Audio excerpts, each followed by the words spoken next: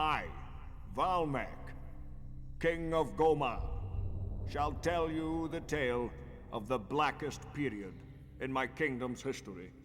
It all began when my eldest son fell tragically to his death at a hunt I had organized for his birthday.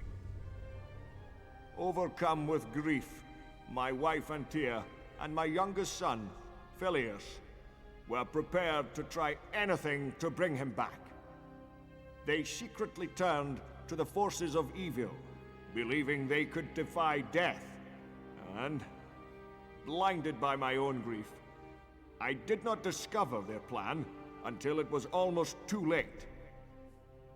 Horrified by their madness, I, to my profound despair, had to banish them from Goma. It was only several years later, when Phileas returned to the castle, that I finally grasped the extent of the turmoil which was to follow this tragedy. Phileas's presence stirred some painful memories, especially for Altus, my leading knight. My people informed me directly.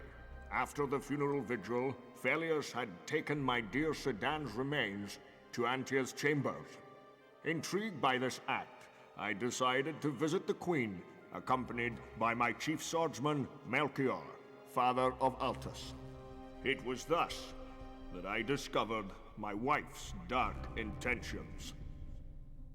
And so it was that Melchior perished before his son's innocent eyes. I'd hoped Phileas would have come to his senses, but he was more determined than ever to get Sedan's body.